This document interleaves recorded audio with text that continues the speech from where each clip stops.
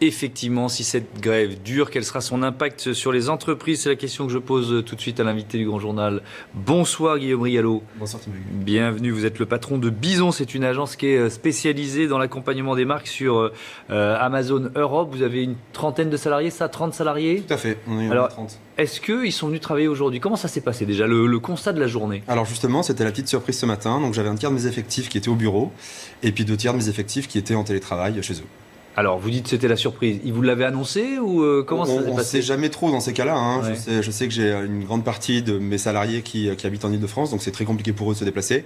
Et puis une partie qui sont à Paris, donc ceux-là c'est un petit peu au petit bonheur la chance. Hein. Il y a des courageux et d'autres qui ont préféré travailler de chez eux. Est-ce que ça veut dire que, parce qu'on peut très bien travailler de chez soi en télétravail, pour l'instant il n'y a pas eu d'impact, on va dire, sur le fonctionnement de l'entreprise, ou est-ce que vous vous projetez sur ce qui va se passer demain et puis peut-être dans les prochains jours? Alors sur une journée, effectivement, le télétravail, c'est une chose qu'on applique progressivement chez nous. On est une jeune boîte, donc c'est des choses qu'il faut prendre avec parcimonie. Une journée, on ne le ressent pas. On a juste dû annuler pas mal de rendez-vous avec des prospects, des clients, etc. Sur le long terme, c'est une crainte parce qu'on ne sait pas combien de temps ça va durer. Et à terme, ça a vraiment des répercussions sur le business, quoi. Ah, ça veut dire que vous pourriez perdre du chiffre d'affaires? Vous anticipez déjà ça? Clairement. Tous les rendez-vous qui sont décalés, on ne pourra pas les replacer sur le mois de décembre. Là, on est dans la dernière ligne droite, donc pour les boîtes comme nous, moi, une boîte comme la mienne, le mois de décembre, c'est 20-25% de mon chiffre d'affaires.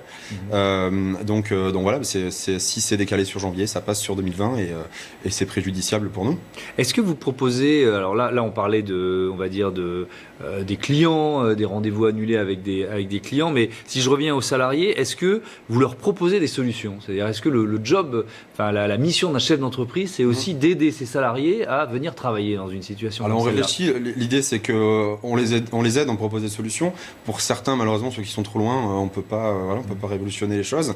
Tout le monde a son ordinateur portable. On a la chance dans des univers un petit peu start-up d'être très digitalisé. Donc on a plein d'outils qui nous permettent de communiquer facilement. Donc voilà, une journée, 2 journées, ça passe, c'est sur le long terme, où même si on a des outils très novateurs, à terme, il faut quand même que les gens soient dans la même pièce pour travailler de manière efficace ensemble. D'accord. Je ne sais pas si vous avez écouté, vous êtes là depuis un petit moment à CNews. Bon, on a eu des débats de politique, on a eu des débats de spécialistes. Comment vous, chef d'entreprise, vous voyez cette situation, le fait qu'on soit parti manifestement pour une grève qui va durer au moins jusqu'au milieu de la semaine prochaine et peut-être plus longtemps?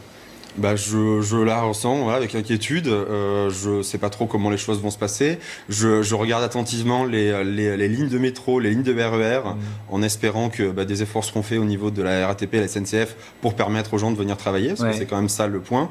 Et sur la réforme elle-même, sur la façon dont cette réforme est menée, puis après on parlera du fond de la réforme. La façon dont c'est mené, moi je suis pas un expert en politique, hein, donc non, mais un avis de citoyen et de chef d'entreprise. Je fais un constat en tant que citoyen, chef d'entreprise. A priori, le système ne tient pas, il va falloir le changer. De quelle manière, je suis pas assez calé pour vous le dire, mais bon, a priori, quand ça tient pas, on change les choses. Hein. Moi, je sais que je suis dans une start-up, je suis obligé de remettre en cause les choses tous les jours à mon boulot.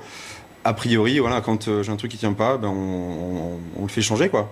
Sur la méthode, qu'on soit, entre guillemets, obligé d'arriver à un point de blocage comme celui-là, une grève qui va peut-être durer longtemps, pour mener une réforme comme celle-là. Qu'est-ce que vous en pensez? Moi, les univers start-up, entre guillemets, et politiques sont tellement différents. Ouais. Vous savez, 30 personnes, vous avez des syndicats représentatifs? Non, on va remettre en place le CSE, mais j'ai pas encore de syndicat chez moi.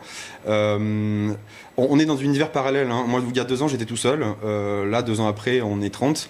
Donc moi, on aime et on est obligé d'avoir des choses qui vont très vite en start-up, parce que sinon on meurt, hein, c'est très simple. Vous avez l'impression de voir le vieux monde à l'œuvre, là? Un petit peu. Alors, sans juger ni les uns ni les autres, hein, mais d'un côté on entend ça va trop vite, de l'autre ça va pas assez vite.